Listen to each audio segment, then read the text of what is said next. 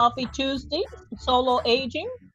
Please put your first name in the chat. Let us know where you're zooming in from.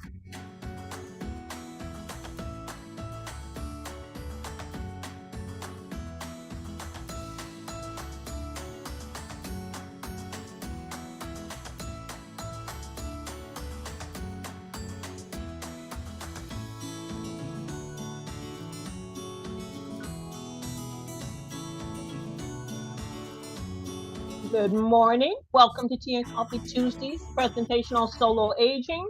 Please put your first name in the chat and let us know where you're zooming in from.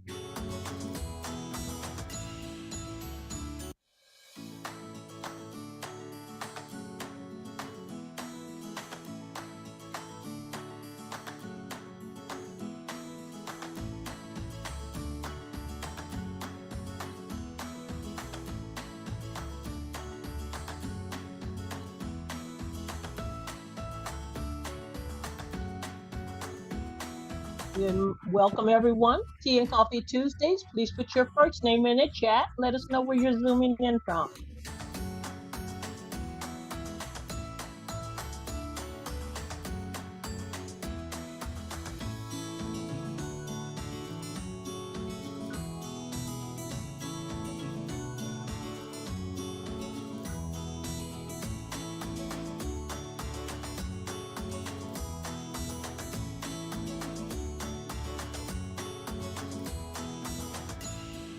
Good morning. Welcome. Please put your first name in the chat. Let us know what city you're zooming in from.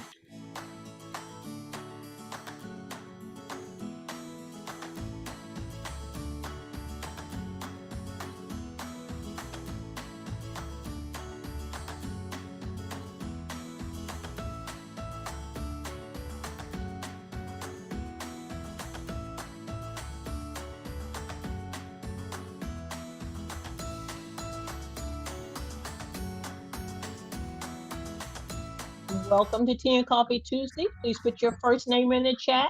Let us know what city you're zooming in from.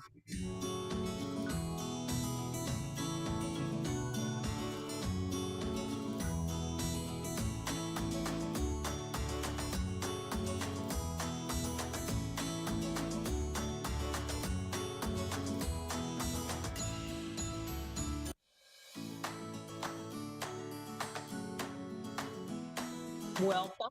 Please put your first name in the chat. Let us know what city you're zooming in from.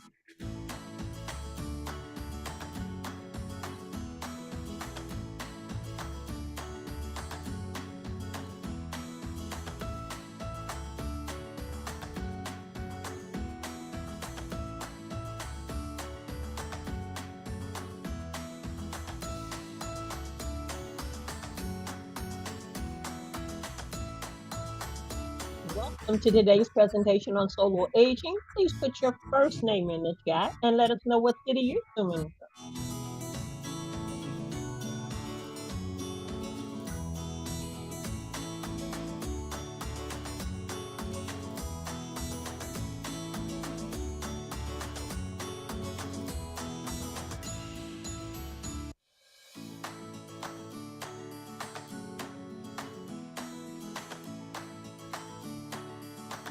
Thank you for joining us today. Please put your first name in the chat and the city you're zooming in from.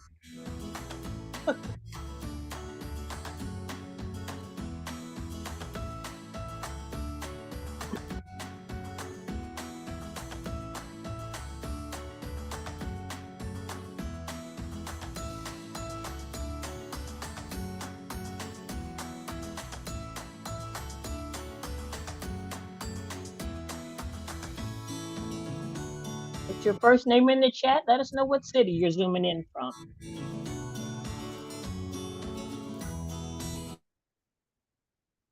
Good morning.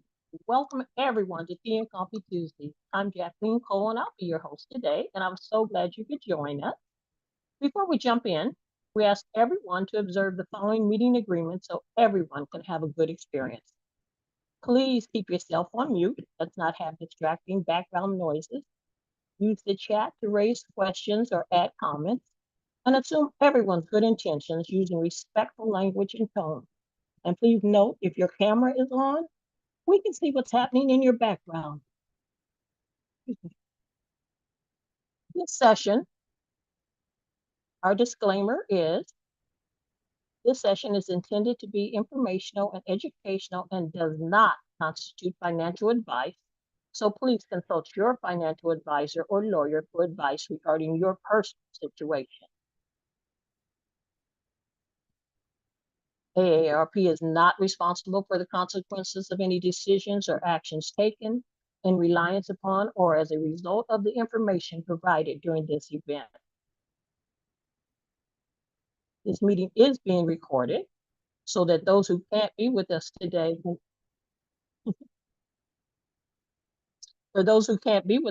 can still view the program later on our AARP YouTube channel. So please click OK when it appears on your screen. If you're not familiar, AARP is the nation's largest nonprofit, nonpartisan organization dedicated to empowering Americans 50 and older to choose how they live as they age and to age with confidence. With a nationwide presence, AARP strengthens communities and advocates for what matters most to more than 100 million Americans 50 years and older, and their families, including health, financial security, and personal fulfillment. So, who's in the audience today, Joyce? Who do you see in the chat? If you haven't already, please put your first name and what city you're zooming in from. Joyce, who's with us today? Hi, Jacqueline. Thank you so very much. They're rolling in from Sacramento, Houston, North Hollywood.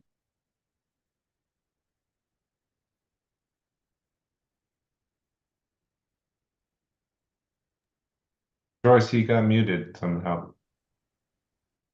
Oh, you guys cut me off. That's okay. Start all over again.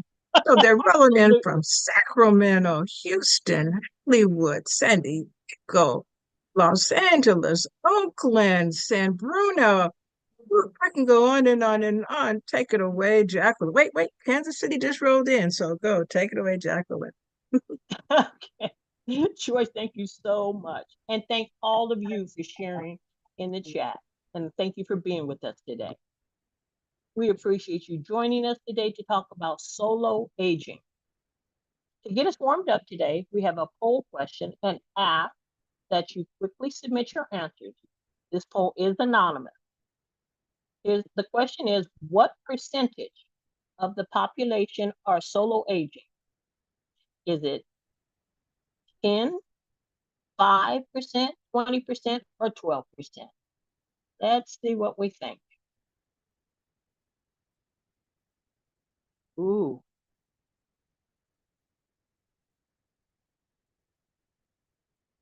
It looks like most of us feel that it's 20% of the population, about 70, 77, 78%. Coming in a close second is 12%, and everything else is 5% or 10%. So we will get our answers to that during our presentation today. So thank you for answering the poll, and we will learn more about the answers from our guest speaker. It is my pleasure to introduce our guest speaker, Laura Stufka from our AARP Research Division. Laura Stufka, MA, is a research director in AARP Research, overseeing the association's advocacy, community engagement research. This includes the voter education, livable communities, community impact, and social connection enterprise issue areas. Laura has a master's degree in clinical psychology from Westchester University. She also holds the Insights Professional Certification through the Insights Association and has completed Duke University's Executive Leadership Program. Laura is a mom to 4 boys, including a set of identical twins. Whew, Laura, I know you stay busy. As a reminder, everyone, please put questions you have for Laura in the chat during the program, and she will answer them during our Q&A question and answer portion of our program. Welcome, Laura. We can't wait to hear what your presentation is. Thank you, Jacqueline. Thank you, everyone, and good morning to you all. It's good afternoon from my side of the world. I'm hearing all of you from these nice, lovely places in California, and I'm presenting to you from the other side of the coast, from Washington, D.C., in AARP's national office, which is right near our nation's capital. So thank you all for joining. I'm so excited to see so many people joining the call today to learn about some of the work that we've done in research and some great resources that AARP has available to you if you are a solo ager yourself, or if you know someone who is a solo ager. And so AARP has conducted this study actually twice. The data that I'm going to present to you is from our second iteration, which was collected early 2023. But we also did this study for the first time back in 2020. So we're able to look at some changes over time that have taken place. Some interesting changes, if you know, our world was very different in 2020. So keep that in mind as you see some of this data, but I'm excited to share this with you and to give you some more information from AARP.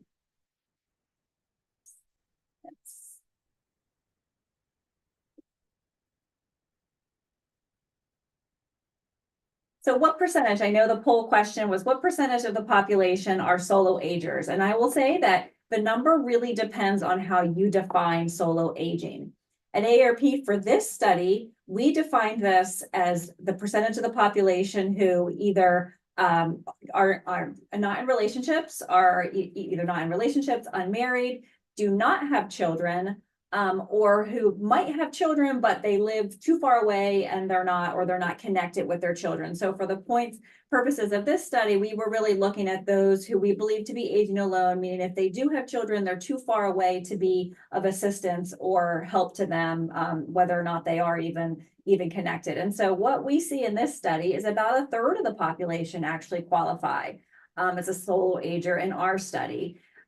Some people can consider solo livers a little bit different than solo agers. And so solo livers are individuals who just live alone, but those individuals may actually be in relationships, they may have children, but they live alone. But our study was really looking at what we're considering solo agers, those that are what we're considering, aging alone without a significant other, without children. And what we've learned from Harry Moody, one of retired long-term AARP staff members, really there might be a third of the population at any point that's considered solo aging. But if you live long enough, everybody will be solo aging at some point or another. So it's very important to have our resources ready and be well knowledgeable about our plans for our future. And so what we find is how are solo agers thinking about their life? And what we see is that they're very optimistic about their lives.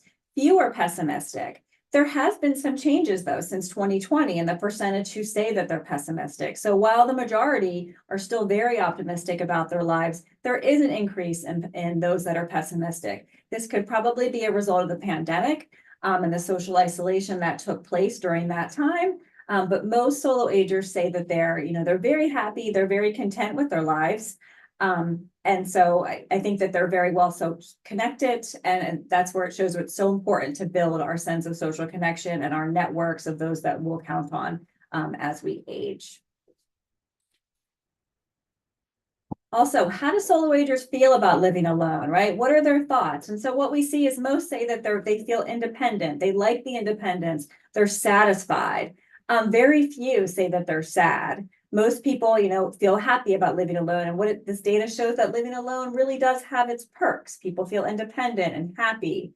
And what we see too is that there's some age differences. As you see, those that are 70 plus are actually more likely to say that they're satisfied being what we consider a solo ager than those that are in the 50 to 59. You also can see some very different gender differences that emerge between our men that are living alone or solo living versus women. We asked our solo agers whether or not they were hoping to find a spouse or a live-in partner. And what we see, only a third, only about 36% said, yes, I want to find a long-term partner. And that does vary by age. You can see some very sharp age differences. Only 12% of those 70 plus would like to find a life partner, but half of those that are in their 50s say. Same thing with men. Men are more likely than women to say that they would like to find a lifelong partner as they age. And I think this goes to a lot of the data that we see, that women tend to be a bit more socially connected. They tend to tap their social networks more so than men. And I think this is just further evidence that those that are solo aging really need to have their social networks in place and the people that they can turn to as they get older, as we all know that we all need help as we get older. What is one of the best aspects of solo living? We asked our solo agers, what are the best things about living alone? And what we see is that freedom. 41% would say freedom is the best. That's the best thing about living alone.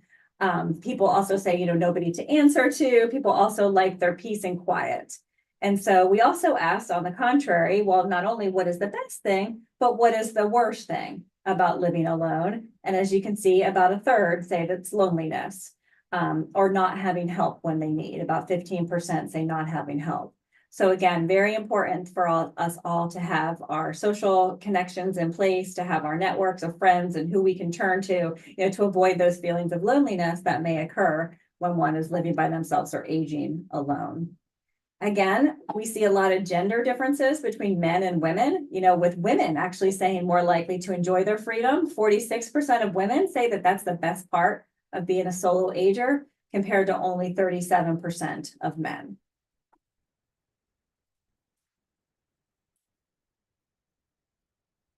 But what do solo agers worry about? So we know that there's often some concerns as well. And that was the real reason why we embarked on this study, not just to understand how are solo agers feeling, but what are they worried about? What are their challenges? What are their concerns? And how can we as AARP provide resources? How can we connect them to things that might matter to them?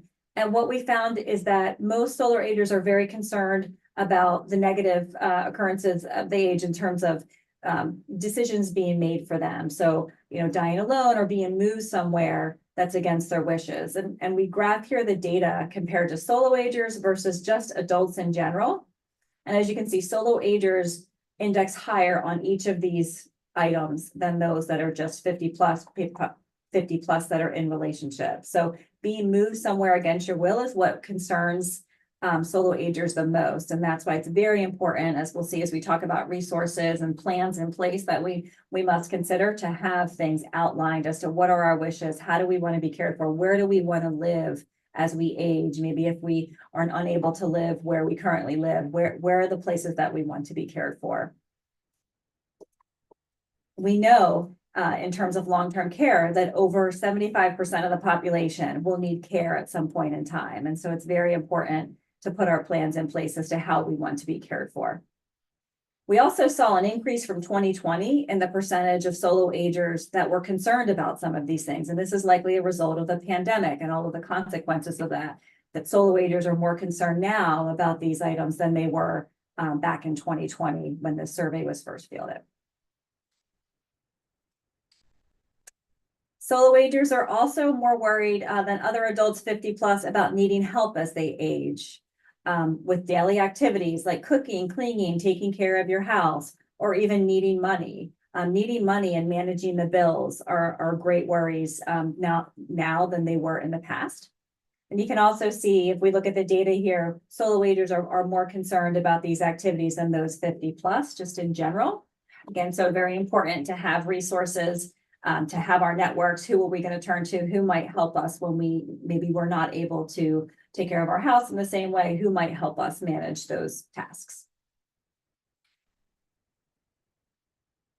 Where do solo agers want to live? This data is very consistent. We have a home and community preferences study at AARP that we field every 3 years, and we find that the overwhelming majority of older adults want to stay in their home and communities as they age. And this is no different for those solo aging. 90% say that they want to stay in their current home as they age. So it's very important to ensure that we have plans in place so that our homes are able and equipped to care for any needs that we may have as we age. About 70% would move to a community with older adults. And then if we think about things like the Golden Girls phenomenon, about 55% say that they would share a home with a friend. And so we also see an uptick in that phenomenon of the Golden Girls living together, primarily single women living together as they age, but it really can be any gender coming together. But that we asked solo agers, do you have someone in place who will help you with the household chores? Who will you be able to turn to help, manage your finances or pay bills as you age? And what we see is that most do not have someone right now that they can turn to. So I think this data shows it's really important to identify who in our social network can we turn to, who will be able to help us as we age. Only about a quarter have someone that they say currently helps them or would help them if they need help in the future. And those solo agers in their 60s are the least likely, interestingly, to count on someone to help them around the house, which is down actually 14 percentage points since 2020. So you see some interesting findings that have taken place since 2020, since our pandemic. But then when we asked who helps, most commonly, not surprisingly, it's friends and siblings are most common, the ones that individuals turn to. So again, make sure that you have your networks. If you don't have siblings, build your friend network so you have individuals to turn to. Similar to household expenses, we also asked solo agers, do they have someone to manage day-to-day expenses? And what we found is almost 3 times as many other adults 50 plus have someone who helps. Among those who do have help, for most, it is a sibling. So about 45% say that they have a sibling. But when we compare that to 2020, less solo agers age 60 plus and solo aging women 50 plus have someone to help them manage these expenses. So you can see some real age and gender differences that emerge in terms of having people, again, women slightly more equipped than men to have individuals that will help them with these expenses.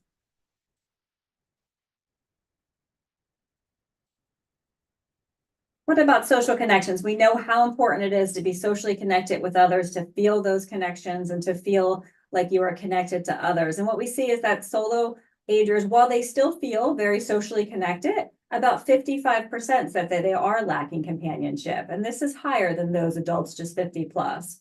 So it's really important for those solo aging to identify individuals in their network who they can turn to find events and engagements for individuals to stay connected in their community. This also varies by age and gender. We see that 60% of men who are aging alone say that they are lacking companionship compared to only 50% of women. So it's even more important for our male solo agers to find those friends and to connect with others so that they have people so that they don't feel as lonely. Same thing with aging, those 70 plus, those oldest adults in our sample were least likely to say that they lacked companionship, whereas we found those 50 to 59 could be that there's lesser activities possibly for the 50 to 59 than there are activities geared for those that are already retired, because they were less likely to say that they lacked that companionship.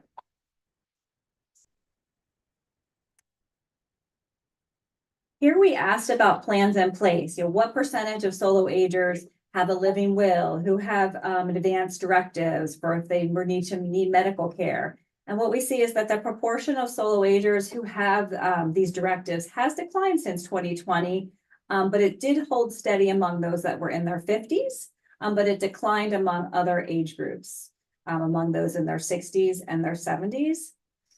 We asked those who have these documents, who is the person who's authorized to make decisions on behalf of themselves, and most commonly it was a sibling. But for everyone it was a sibling, and for those 50 plus it was a child or a spouse. For all adults 50 plus, so siblings play a really, really important role if you have siblings for those solo aging.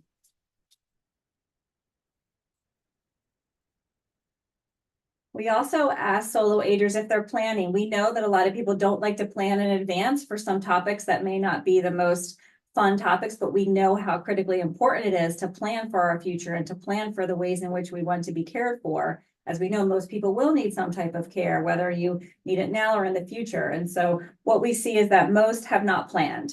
And this really isn't too different from the general population. A lot of people, like I said, don't like to plan for situations that they don't feel to be as pleasant as others. But most people, 80%, say that they've done little or no planning. And we have lots of resources at AARP. There's lots of external resources out there as well that really detail the steps in which we should take and the things that need to be done to ensure that we're cared for the way that we want to be cared for and that we're living the lives that we choose to live as we age. About 38% of solar agers say that they have help managing these ongoing living expense assistance. And so ongoing living assistance is things, like help around the house or help transportation assistance, help with managing medical appointments. So only about a third of solo agers say that they currently have this assistance. And again, who would solo agers turn to? Siblings and friends are the most common sources that individuals will turn to for that type of assistance. When we look at solo agers, especially men, we really do lag behind in completing end-of-life preparation. So creating a will, creating a trust, designating beneficiaries for our financial accounts and insurance policies. And compared to 2020, fewer solo agers have completed this than in the past. Not surprisingly, again, we know that women tend to be more planners, more so a planner than men. And so women are more likely than men to have completed this. But very important to have things in place, such as a will or a trust, so that we know that things are executed in the way in which we wish them to take place. So what are some key priorities for solo agers? There's an excellent book that I looked at in terms of essential planning for solo agers, and they've identified 6 key elements, 6 things that really will lead to a successful solo aging. What are some things that we need to have in place? And so the first is financial security. Need to think about, what are some questions that we want to ask ourselves? What is your net worth? What are our sources of income? What are all of our sources of income that we'll use in our retirement? And what is the rate of consumption within those sources of income? Are we using more of our 401k than we planned? When would be the best time to start collecting Social Security? We know that the longer that you wait to collect Social Security, the higher your benefit are. So these are all questions that we really need to consider. How long will you work?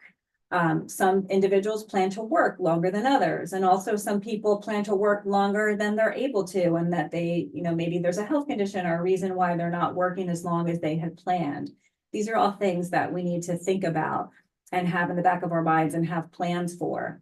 Lots of individuals, especially those that are solo aging, really tend to re-career in their retirement. So they may retire from a career that they held for 30, 40 years and decide to do something else in retirement.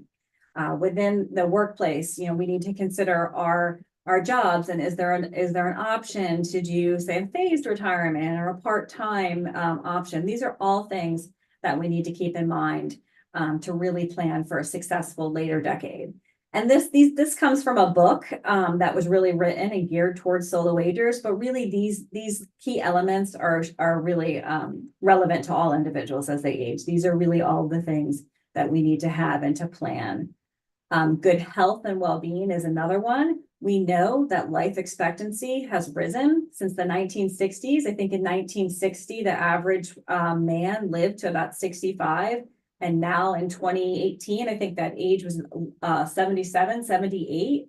And so we see life expectancy rising. And so we want to make sure that we're living healthy. Advances in medical practice have allowed us to live longer, but we want to make sure that in those longer years that we're living healthy. And so what are some of the things that we could do to ensure that we have good health? And we know, these are all kind of the key staples that you all have probably heard, for many, many times. Eating healthy, avoiding added sugar, ensuring that you get enough sleep.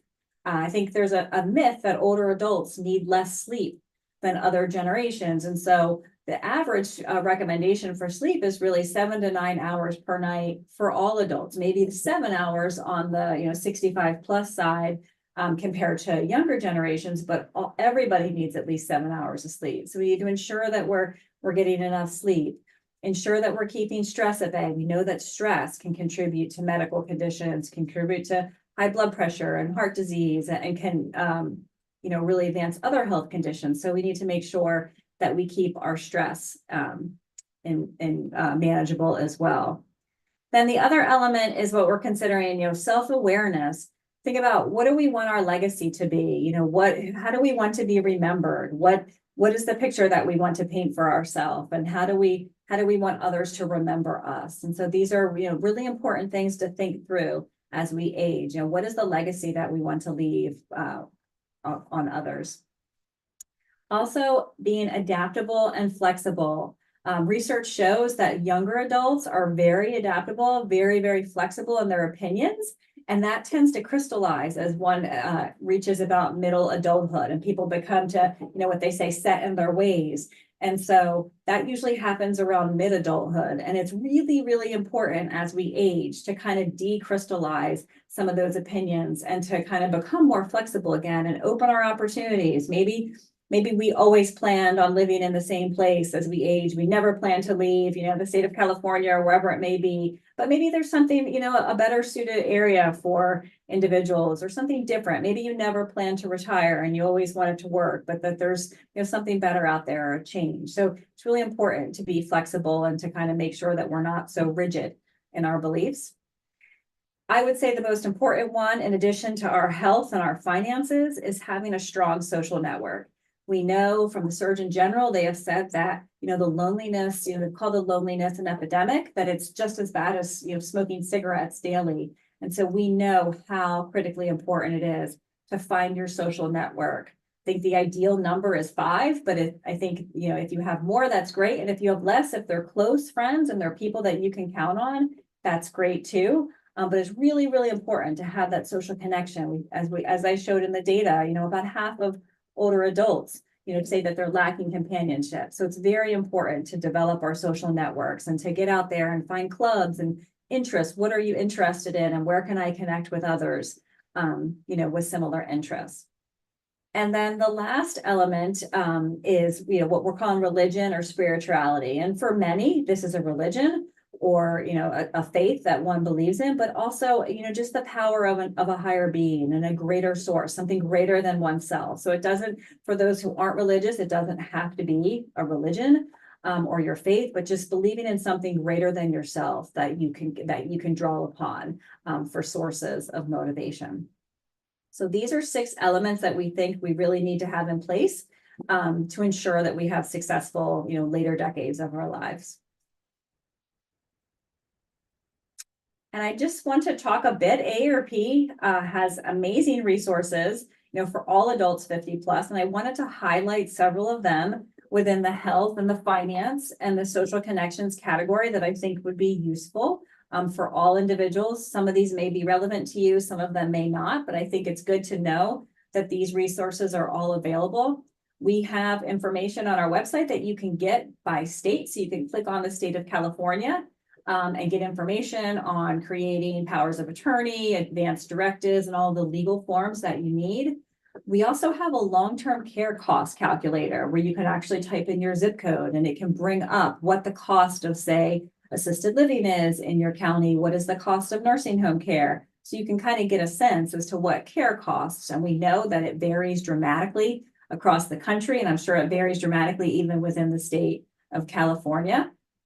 We also have resources like a care link, a provider search where you can look for care providers if you need assistance with daily living or activities, transportation. We have community resources that you can check. Also, in terms of health tools, we have a health savings account calculator where we can look to, it's a calculator, we can type in different medical conditions and we can look to see what are the costs and what are how much money that we should have saved and set aside. What a Medicare, we have a lot of Medicare tools on our website and educational resources about Medicare, learning all the ins and outs of Medicare, which I know is a very complicated program when, especially for those that are newly enrolled in Medicare and approaching, you know, 64, 65 to understand Medicare. It's a very different health insurance program than you may have when you're working. So we have a lot of questionnaires and tools to help with that. And then lastly, on the health front, we have our Staying Sharp platform, which is a platform of games to kind of test your brain and keep your brain active. You can connect these to AARP rewards and you can earn points for playing them as well. But these are all great resources. I have a screenshot here of a couple of the games that we have that you can play. We know that keeping our brain active and engaged is very important in older adulthood. And then what do we have when in terms of financial security? I just highlighted a few of these. We have a lot of financial security resources at AARP. Here are a few. I put on here a home budget calculator. We have a home fit guide that shows ways in which you can modify your home, things that you can put in place to ensure that you can stay in your home as you age. We know that everyone wants to stay in their home, but we need to make sure that our homes are equipped and have the resources and are designed in a way that will allow us to age in them. We also have a livability index, which was actually just redesigned and just launched within the last few months. Our new updated version was just released. This index allows you to type in your zip code and you get a score for your community about how livable is your community. It considers things like social supports, transportation, walkable communities, affordability of housing. And so you can kind of get a score to see, you know, is my town livable? How does it compare to other towns? Lastly, the other thing I want to mention is we have a retirement calculator. This, talks about how much to save. And so you can type in all of your own information and it will calculate, what are your sources of savings, 401k, Social Security, about how much do you expect to get from Social Security. It will also talk about the differences in your Social Security benefit when you retire at different ages, retiring at 66 versus 68 versus the maximum age of age 70. So these are really good resources for you to check out on AARP's webpage. And the last ones that I wanted to mention to you all are around social connection. As I mentioned, social connection is so important for everyone, but especially those that are considered solo agers. It's so important to connect with others. AARP launched what we call our Virtual Community Center. We call it the VCC. We launched this in 2020. As a result of the pandemic, when we could no longer host events in person, and it has just taken off since then, and it continues to host thousands of events across the country per year. And so these are events that you can register for. You can find local events in your community through this VCC, or you could attend, a virtual cooking class led by an instructor in, say, the state of, Missouri. There's different engagements. There's ways to connect with others. We have a Movies for Grown-Ups program. We have all kinds of programs where we bring together older adults to kind of provide that social engagement platform. AARP California has the Let's Take It Outside virtual program. There's lots of local events in the state of California as well. And then I also bookmarked the California Facebook page as well for those social connection opportunities. So I think that is all that I have. That is a summary. And so I'm happy to take questions or look in the chat to see questions that have arose. But that is a summary.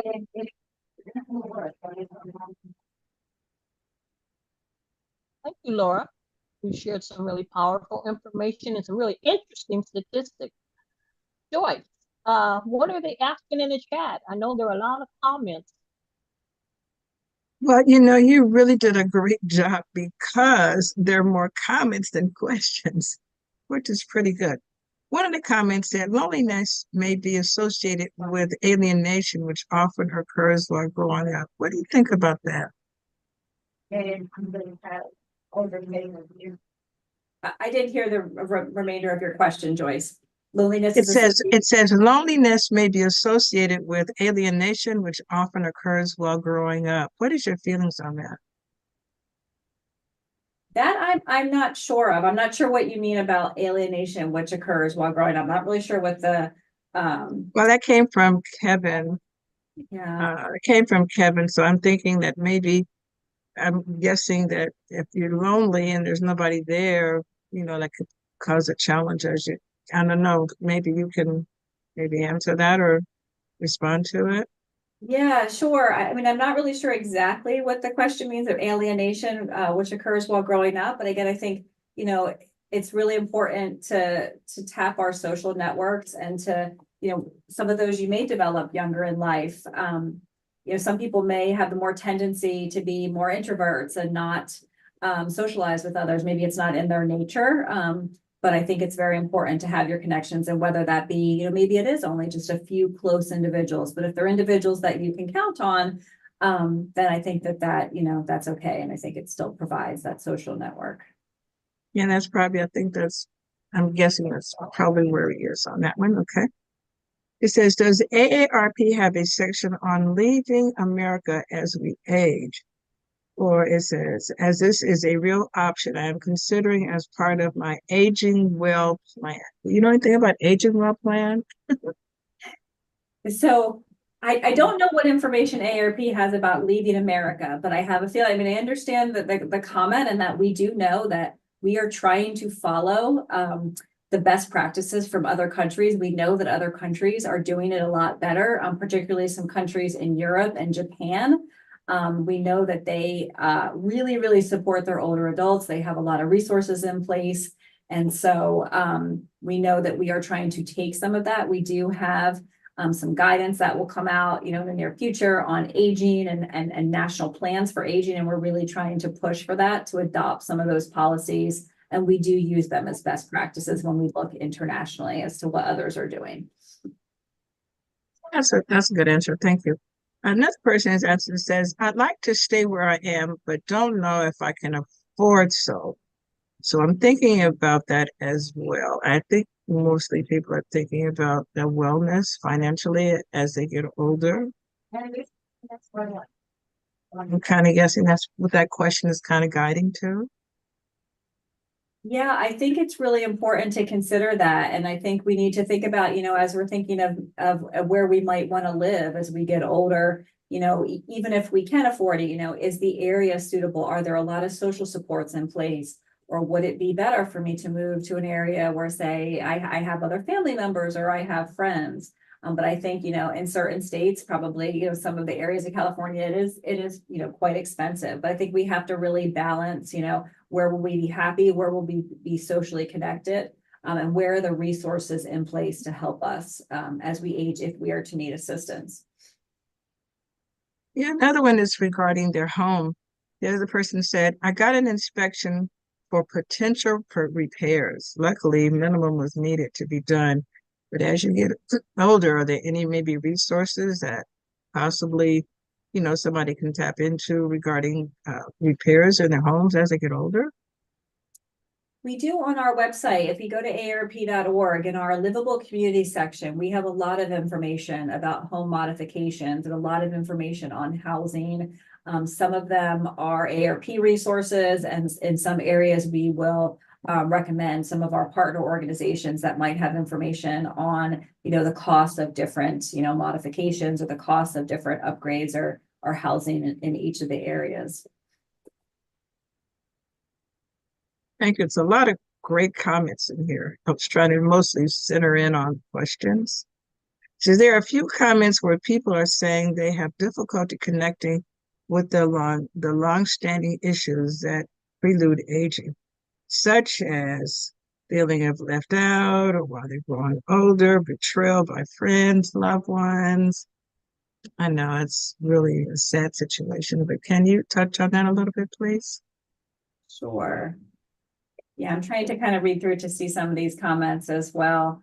Yeah, I think, it is common. I think this is for those, I think this happens to those who are solo aging or those who are not as well, as just, feeling left out, and relationships change. And I think that's where it's really important to really kind of dig deep within yourselves and to look and to see, where are some areas or ways in which that I can connect with other people, and what am I interested in today, right? Like, I think sometimes people may grow apart as their interests change, if their lives take different directions, but who am I today? And what are the things that interest me today that I can then go seek, a community of others that are like-minded and have similar interests, so that I can, connect with others. Okay, thank you. There's one other question. I'm not for sure how you can answer it. This person says, I'd like to know more about the same uses of the researches. So can you talk a little bit more about the research portion of that, please? The same uses? I'm not sure what they mean by the Yeah, same. it says it may be the time when a person to heal past relationships come to forgiveness as a solution to alienation with families and friends in childhood. And then the person said, I'd like to know more about the same issue and the researchers. So are there any comparisons to maybe mending old relationships versus forgiveness or solutions with family and friends, childhood? I know Yeah. those are such touchy subjects. What do you think about that? Yeah, absolutely. I think that I think that it's a really great point. I think it's Linda's comment that I'm reading here. I think it's a great point about, time to heal past relationships. I think, we haven't done any research per se on that and any specific guidance there, but I think, if those are relationships that are meaningful and would provide social support, and I think that it is something, that, one would consider and depending on the outcome, I think it could, different people could choose different paths with that, but I definitely think that it is something, it's a really great point and something to consider as we get older. Because we just know that having a support network in place is one of the most important things. Here's another one. She mentioned about research. So she said that she's sorry she didn't want to know something about the research regarding the size, the sources, more demographics, that's just age and gender. If you know a little bit more about that.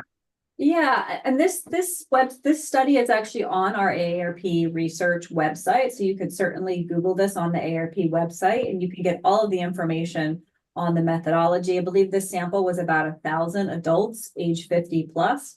And then we obviously screened for those solo aging who were the actual target audience of the study, but we included a comparison sample of those 50 plus adults in general, just to see the ways in which solo agers they have had different experiences, and that was the real intent, was to really parse out what are those unique experiences.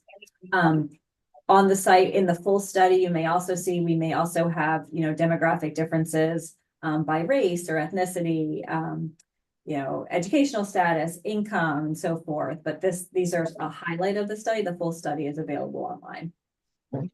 Thank you. And just to tag team on that one, it's also a person is mentioning, is there a resource or programs to match solo agers looking for roommates for Golden Girls? So I think you kind of mentioned that a minute ago. Yeah, I was mentioning the Golden Girls phenomenon because we've seen an uptick in that. And as we ask people, where do they want to live? Solo agers, where do you want to live as you get older? Most people said they want to live in their current home. But there was a decent, I don't know if it was a majority, but a good plurality of people who said that they'd be willing to share a house with friends or others. And so we do see an uptick in that interest in the Golden Girls phenomenon, not just for social connection, but for financial reasons as well as health reasons. So, when you share homes with others and kind of with friends, that also provides someone to help out when you need assistance and you might need some assistance with daily activities. I don't know too much about Silver Nest, if there's an actual program to match individuals, but I'm sure that there are many different startup companies out there that are looking in this space. I know that we do on AARP's website, we do have information on finding care providers for those that need more formal care. I don't believe we have anything in regard to roommates, but we also have all of our local, gathering groups. We have the Ethel groups, which are geared just towards women, age 60 plus. And these groups have really taken off in the last year and a half. It started as a closed Facebook group that's now grown into community-like groups. There's, I think, more than 60 groups across the country. So these are areas where you can meet individuals that live near you and can connect not only on the Facebook page, but they also get together in person.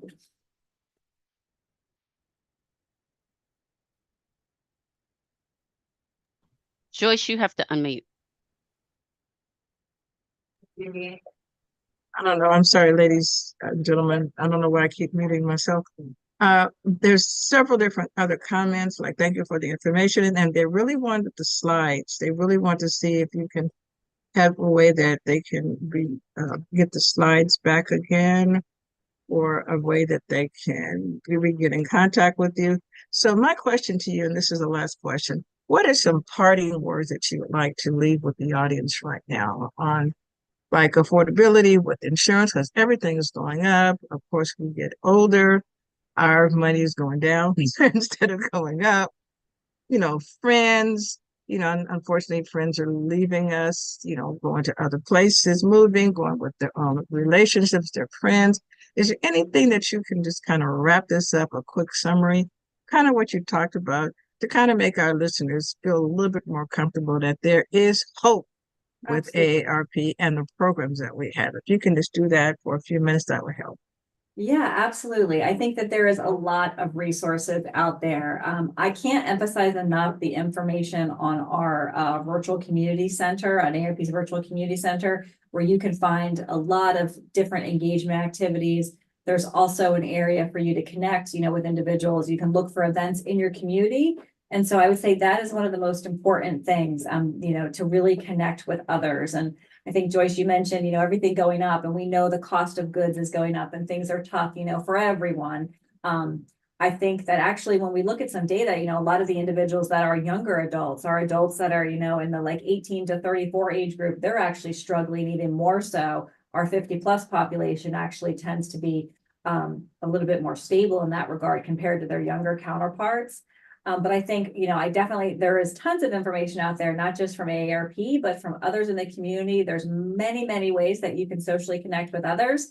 If you're, into fitness, there's lots of different physical type activities. And if that's not your thing, you're more into cooking or reading or sewing, there's a group for everybody. It's about finding your people and finding your community. And I think that's what's really most important. I think our three most important things as we age are, being socially connected and then having our health. That is, we need our health, and we need to be, we need our financial stability as well. And so need all three of those things. But there's lots of information out there. There's lots of resources, and there's lots of people in this position, right? So the data shows, by the definition that we use, about a third of the population is currently solo aging. So there's lots of people out there. And, if you're not solo aging now, then, if you live to 105, at some point everyone will be. So I think that this is really relevant, to everyone, not just those that are solo aging right now. Okay, well, thank you so very much. Back to you, Jacqueline. Oh, thank you again. A lot of good questions and information. Many resources have been placed into the chat, so be sure and check them out. Thank you very much, Laura. Thank you. Thanks so much. Before we close out, we'd like to take a quick pulse about what you've learned. Put in the chat really quickly, what did you learn about solo aging today? We'll give you just a couple seconds, and then Joyce will tell us what people are writing about, what they're saying.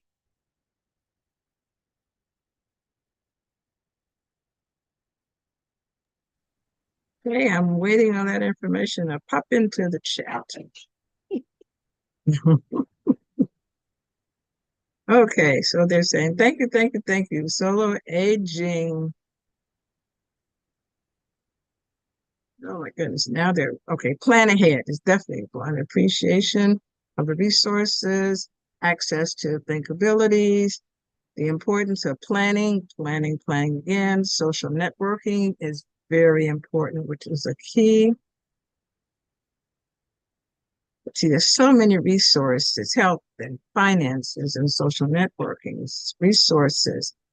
I think resources and social networking and planning ahead is really taken over, I think, by just looking at this right here. So again, they've learned a lot. They were listening very attentively.